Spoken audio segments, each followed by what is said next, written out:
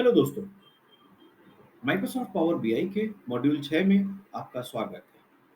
अब तक हमने काफ़ी सारी चीज़ें माइक्रोसॉफ्ट पावर बीआई में यूज़ करना सीख चुके हैं, बट अभी तक हम अपने एंड ऑब्जेक्टिव जो कि डेटा विजुअलाइजेशन तक वहाँ तक नहीं पहुँचे।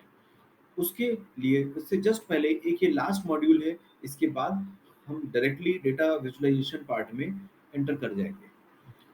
Before going to data visualization एक चीज़ और है जो हमें सीखनी चाहिए, दैट इज कॉल्ड लैंग्वेजेस।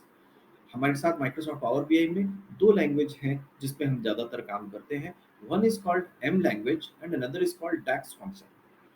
ठीक है, तो इस मॉड्यूल 6 में हम लोग स्पेशली इसी पे फोकस करने वाले हैं। अपने अगर मैं इसको भी तीन पार्ट में डिवाइड करूं तो सबसे पहले हम ये जानेंगे कि एम लैंग्वेज और डेटा और डैक्स फंक्शन में अंतर क्या है, कहाँ पर एम लैंग्वेज यूज होती है और कहाँ पर डैक्स फंक्शन यूज होता है।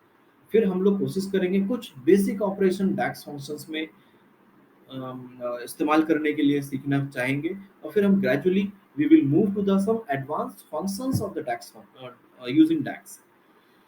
जब हम ये तीनों चीजें सीख जाएंगे तब हम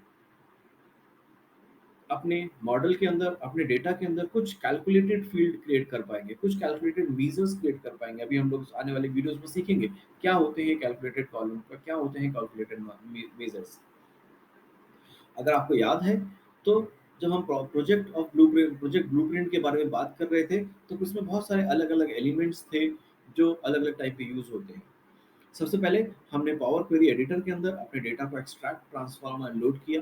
वहां से कुछ 4-5 टेबल्स तैयार करी और उसको मैंने अपने डेटा मॉडल पार्ट में ट्रांसफर किया। वहां पर लोड होने के बाद हमने उन टेबल्स के बीच का रिलेशनशिप मेंटेन किया।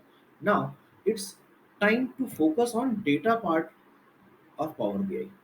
इसके अंदर हम लोग अपनी इन टेबल्स के अंदर कुछ कैलकुलेटेड कॉलम्स क्रिएट करने वाले हैं जिसकी बेसिस पे हम आगे इनसाइट बनाएंगे, राइट। और ये कैलकुलेटेड कॉलम हम डैक्स एक्सप्रेशन को यूज करके बनाने वाले हैं। तो आने वाले वीडियोस में मैं आपको और डिटेल में बताऊंगा कि एम लैंग्वेज क्या होती है और डैक्स फंक्शंस क्या होते हैं। And after that, after this module, हम लोग डायरेक्टली डेटा विजुअलाइजेशन में जंप करने वाले हैं। So keep focusing, we'll learn DAX function in next videos. Till then, thank you.